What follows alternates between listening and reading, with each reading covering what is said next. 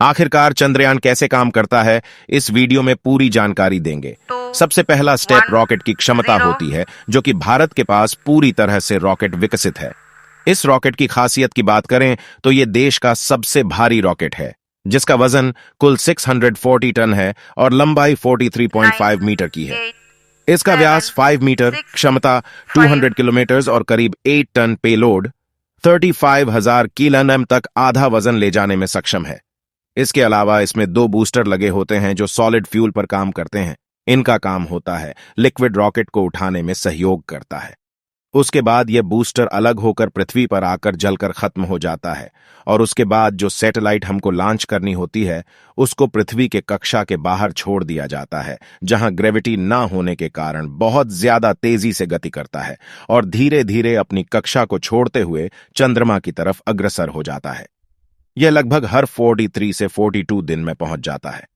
अगर बात करें तो अमेरिका और रसिया और चीन लगभग 4 दिन में पहुंचे थे, लेकिन भारत को इतना समय क्यों लग रहा है? क्योंकि चीन और रसिया और अमेरिका तीनों देशों ने चंद्रमा तक पहुंचने के लिए सॉलिड रॉकेट फ्यूल या कैरोसिन ओनिल युक्त रॉकेट का इस्तेमाल पूरे चंद्रमा तक किया गया था, लेकिन भारत सैटेलाइट के द्वारा धीरे धीरे चक्कर काटते हुए पृथ्वी से अलग होकर धीरे धीरे ऑन ऑर्बिट करेगा और चंद्रमा की परिक्रमा करने लग जाएगा और धीरे धीरे यह 22 से 23 तारीख को पहुंच जाएगा और इसी के साथ भारत चौथा देश बन जाएगा।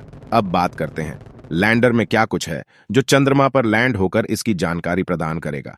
जानते हैं लैंडर में क्या है। चंद्रयान 3 के लैंडर पर 4 तरह के साइंटिफिक पेलोड जाएंगे।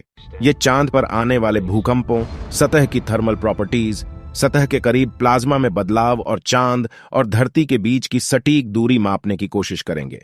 चांद की सतह के रासायनिक और खनिज संरचना की भी स्टडी होगी। यह लैंडर कितने चक्रों के बाद चंद्रमा पर पहुंचेगा? चंद्रयान -3 धरती के 5 चक्कर लगाने के बाद चंद्रमा की कक्षा पर प्रवेश करेगा। इसके बाद चंद्रमा के भी 5 चक्कर लगाएगा। धरती के 5 चक्कर लगाने में चंद्रयान 3 को 22 दिन लगेंगे। इसके बाद कक्षा बदलकर चांद की ओर बढ़ेगा। इसके बाद शायद मार्स मिशन होगा और वहां की स्टडी की जाएगी। क्या वहां भी जीने लायक कुछ वायुमंडल है? इससे पहले मार्स अमेरिका ने बहुत सारे रोवर वहां मार्स पर लैंड करा रखे। सबसे ज्यादा अगर कोई सौरमंडल में आगे है तो वह है अमेरिका, जो वाइजर 1 वाइजर 2 भी लॉन्च कर चुका है, जिसमें वाइजर 1 इस सौरमंडल को छोड़कर अगले सौरमंडल में प्रवेश कर चुका है और यह चलता ही जा रहा है। ऐसे मिशन आने वाले समय में भारत भी करेगा। अब आपसे निवेदन है, अब हम इस स्टोरी को यही विराम देता हूं। नई कहानी सुनाने के लिए YouTube चैनल सब्सक्राइब करें।